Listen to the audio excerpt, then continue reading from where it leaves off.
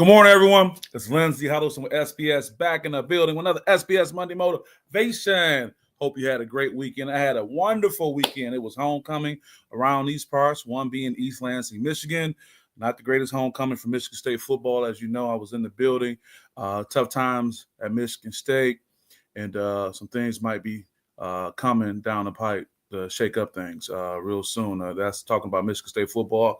I'll be over there later on today with Coach Jonathan Smith. 3-game losing streak, not good, especially when you see a program like Penn State firing their coach. But anyway, there was another homecoming going on down in Kalamazoo. Shout out to Kalamazoo. After my freshman year at Morehouse, I transferred to Western Michigan. And boy, what a great life experience. And we're going to use that symbolically as a backdrop for today's Monday Motivation. And the title is Friends Fall Out. Yeah, that happens. Friends fall out. Now, for starters, let me just start with this photo right here. Oh, man, nothing but love right here. Shout out to Crystal Woods for taking this shot. A few other people took some shots too. But what we have here, I'm not going to cut out Sharky Love down there. Jarrell Amos got to make sure we get him in the picture. What we have here is the first family.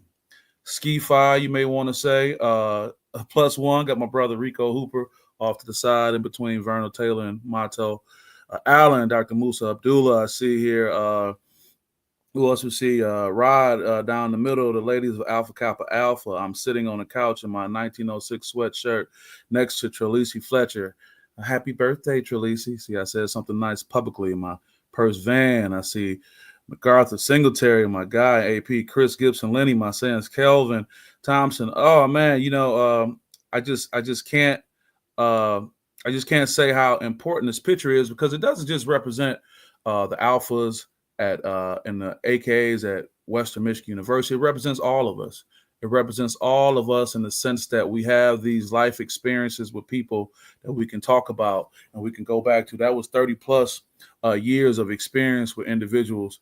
And not to indict anyone in that photo as far as what today's conversation is about, but it's using an example of how, whether it's a class reunion, a family reunion, whether it's friends getting together, there's so many storylines going on. And yes, it brings us back to our topic. Friends fall out. Got Michelle Mimi Watkins here. Good morning, Michelle. How are you? Was talking about this weekend at Western Michigan University for homecoming, talking about today's topic. Friends fall out. I know you understand. You have friends that range your generation as relates to growing up together, high school, college, or sorority sisters. It's all types. So what I want to emphasize that even the strongest bonds can bend. That doesn't mean that they break, okay?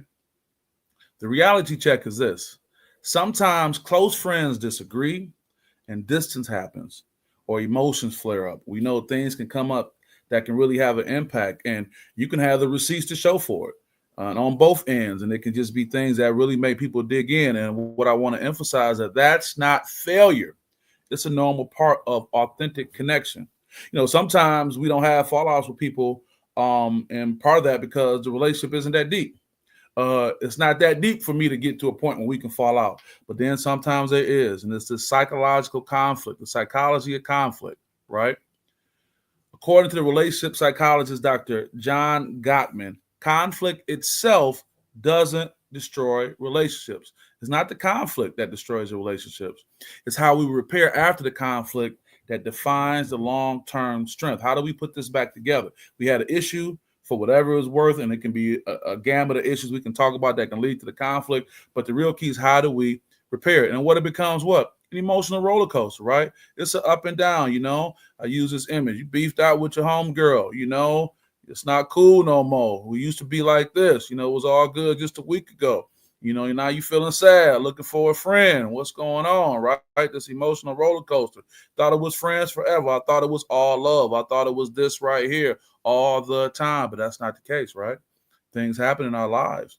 We're impacted in different ways, things that surprise us we're not ready for. So now we want to talk about the maturity factor. Oh, the M word, maturity. The what? Maturity. Now when you add a little adult libations into it, when you add some other challenges, some personal challenges, some misunderstandings, some miscommunications, what you have is disagreements that can trigger the stress response. Our amygdala, the brain's alarm system, fires up. It's like, whoa, what's going on? Hey, what's going on? You get triggered. It brings back things. It opens up Pandora's box of emotions and experiences that you feel you can justify, right? Also, when emotions run high, logic temporarily takes a backseat. Male, female, it doesn't matter. When the emotions run high, that logic goes off to the side because you're thinking about what's going on and you're processing it through your lens. And no one is saying the way you're processing it is wrong. This is your experience. This is what you're going through. And this is what's making an impact on that. Time and space are the tools. Time is very important. It's very important, but we have to be mindful because we don't know the time or place. Well, we won't have that. Time and place is very important. Time and space are very important tools to use. Healthy friendships sometimes need a cooling off period. Hell, after a football game, they need a cooling off period before they go talk, on the microphone. Shout out to the Lions. And they had a little situation. They needed a cooling off period last night versus the loss to Kansas City. But healthy friendships sometimes need a cooling off period. And as Sade once said, when they said, why does it take you so long to come out with an album? She said, what's to determine time? And sometimes time can be, short or it can be long. And also distance. Distance can help the brain's emotional system reset, letting empathy and perspective return. You need a little space. And depending on what you have going on in your life and depending on what the situation was, depending on what the backstory is, the things that you can bring up that added to that, leading up to that point, you may need that, right? In the perfect world, you will have the right amount of time and distance. Psychologist Eric Erickson noted that adult development involves intimacy and isolation. We're talking about adult development. We're talking about this next level of maturity. It requires intimacy and some intimacy versus isolation. I'm sorry about that. The intimacy versus isolation. That's what we're talking about going back and forth. True friendship means learning to hold space for differences without cutting the connection. I like that term. Yeah, I'm gonna have to hold some space for that person. Yeah, I can't really rock with them right now, but I'm gonna hold some space because I'm not we got too much in the game, but I'm kind of having an issue, or we're having an issue, or they're having an issue with me, or I'm having an issue with them, but it's cool. I'm gonna hold some space. I think that's a powerful tool that you can use. Repair, don't replace. And it's difficult because we want to look at throwing things out when we're upset and we're mad. We're offended, especially you can run down a list of what that person did, how they made you feel, and the impact it had. It can be salacious, when you start thinking about things and you get more information and you see somebody somewhere and whatever it may be. But we want to repair. We don't want to replace. Also, every friendship faces tension. Yeah. Some people can say, man, I never had no problem. Well, that's fine. That's fair. And that's not saying you don't have an authentic relationship. It can just be the matter of your personalities and how you guys meld. But then some do.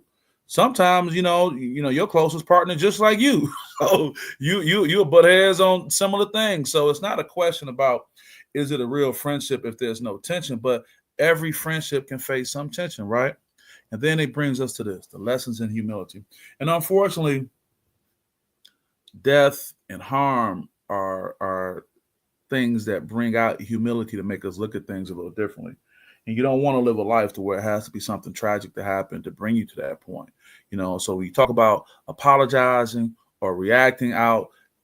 It doesn't make you weak. And I think that's very important. I think there's strength in that. It shows your emotional intelligence, especially if you have something invested with someone that if you have to do the apology, so be it. It doesn't make you weak. And that's a powerful tool, right? Also, psychologist Daniel Goleman reminds us that EQ often matters more than IQ in keeping relationships strong, right? That's that emotional quality that you have going on. It offers matter more than that intellectual quality and quotient, that emotional quotient, I should say, more than the IQ in keeping relationships strong. Like, how are you filling this out? How are you reading this to see what's going on, right? That reconnection, that time when you come back together. I'm going to use this photo again, not to indict anyone in this photo, but look at people coming together from all walks of life, bringing their life experiences back to something that we all universally connected with on the campus some time ago. What do we have right here? Got Tamara Hunt Williams this morning. She said the same Sally, trendy to replace. Right. It's important to do the work. You're absolutely right. Hey, throw them out of here. Cancel culture. I'm done with you. Shut it down. All this time and love. You look at all these folks, and there's so many intermingled stories here with people and individuals, that, and again, this is just an example of this can be your friend group, Tamara, and right. And we get so big on, you get so hurt and you want to just throw them out. You're right. It's trendy to throw them out, replace it. Very good, Tamara. I appreciate you sharing that. That's absolutely true. But we have to work on a reconnection, right? And the other part of it is that when both people come back together with reflection and respect, the bond offering returns stronger than before. We good now. We got through that. We good. You good? I'm good. Okay, great. Here we go going forward. Also, forgiveness is a form of resilience. Boy, to be able to get that off of you, to let that go. You know how much, how much emotional bandwidth it takes to be mad at somebody or be upset. And I talked about holding space, but even that takes time. And that forgiveness is a form of resilience. So what's the takeaway today? What do we have today as we get ready to wrap this up? Real friends don't have perfect streaks. And just because you haven't had an issue doesn't mean someone's not your real friend. But I will say real friends don't have perfect streaks. They have real moments that test, teach, and tighten the bond. Doesn't mean you got to relive it all the time, but you know that you've been through. My brother Aaron Mays says, so true. He shouted from the mountaintop. Shout out to Aaron. You know how that goes, man. I think that's good. I'm glad to get your feedback as well. So with that being said, guys, even after a fallout, friendships, it isn't over. Sometimes just restarting at a higher level. And also, too, you guys are coming back as people who have had life experience. If you had a friend that you've had a break, for a period of time, when you come back with something else. You come back, on a different level. You come back being somebody you weren't before. So I hope that this can have an impact going forward. Could this be the impetus for you to maybe reach out to someone? Could this be a reason for you to lessen how hardened you may feel towards someone based on something that you had? And I'm not trying to tell you that how you feel is wrong, even if you got the receipts, et cetera, et cetera. But, if you really think about it, what do we really have? And one more shout out. I love this photo right here. I mean, this is number love, to be able to come back. And boy, the stories we all can tell, the fun that we've had, the experience we had, but we're all humans coming back to this point. And to be able to come together and put a smile on our faces and share, I think that's important. And no matter what has taken place with you or your friend group or your family, hey, friends fall out, but it doesn't mean that it's over. So with that being said, guys, this is Lindsey Huddleston with SPS. I want you to have a great day. I want you to have a great week. I want you to have a great month and have a great year and have a great life. So with that being said, we'll see you in a minute. Peace.